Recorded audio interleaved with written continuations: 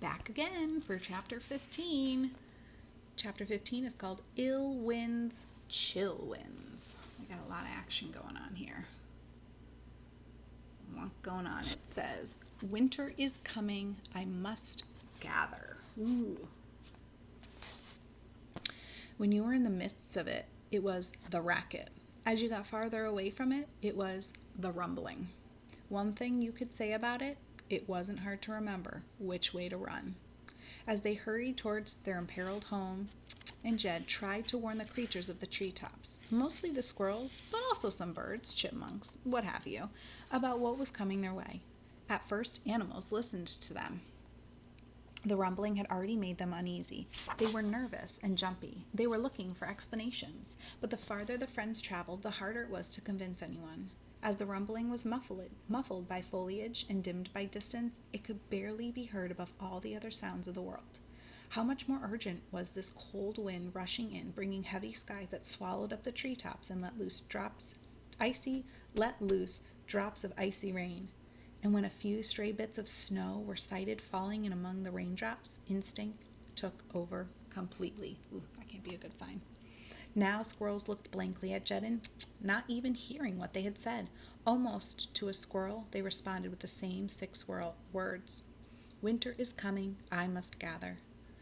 Only 2 squirrels along the way actually stopped and listened to their warning. The first was a big, burly fellow, old and grizzled, a squirrel who had survived many dangers. He turned a black, still shiny eye towards them. Somebody had said this sort of thing before, he said. Was it today? Was it yesterday? I can't be sure. He cocked his head. I can't hear any rumbling. Perhaps you are mistaken. He smiled at them. You see here, there's this average squirrel and then how big this guy was. So apparently he was a pretty big squirrel. We saw it, said. We saw it with our own eyes. Gathering is for nuts, he said. Said the burly old squirrel with a sage air. Scattering is for danger. This is an ancient squirrel, saying along the lines of, we'll cross that bridge when we come to it. But, come on, said Jed. Goodbye, sir. When a tree falls in your forest, may the sound of it be distant. This is another ancient squirrel saying. You can probably guess for yourself what it means. Jed said it to be courteous, but he was pretty sure that this time it was not going to be true. The second squirrel who listened to us was a young reddish female. That's what the other one said, she murmured, more to herself than to them. She spoke with only a faint trace of a reddish accent. The other one, said Jed.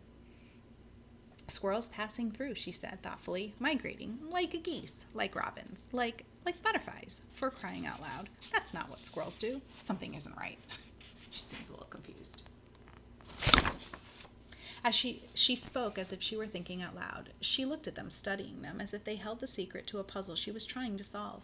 A gust of wet wind blew her fur the wrong way, and she wrapped her tail around her shoulders. She held a seed pod close to her breast. It was clear that she was fighting the instinct to run with it and hide. In the middle distance, the grating, gravely roar rose and fell. The 3 squirrels flinched. It's just like he described it, said the reddish squirrel, a bone-crunching racket. And Jed exchanged glances. He said bone-crunching, asked. What did he look like? Asked Jed, this other squirrel. The squirrel shrugged. He was grayish, she said, like you. Also, he wore a cap. She patted the top of her head. Also, she added shyly, he was handsome.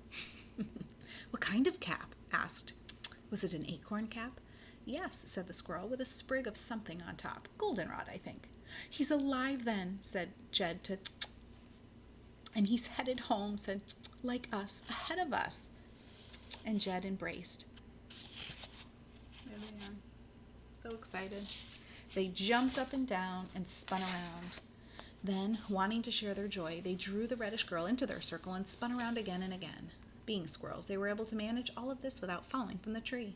Thank you, shouted as they spun. Thank you for the good news. Then, because even squirrels get dizzy, they sat down. Now it was the world that was spinning, and they laughed, waiting for it to stop. And it did. But the bone-crunching racket crescendoed a little louder. Vibrations rippled and buzzed through their rumps and their footpads. We'd better go, said Jed.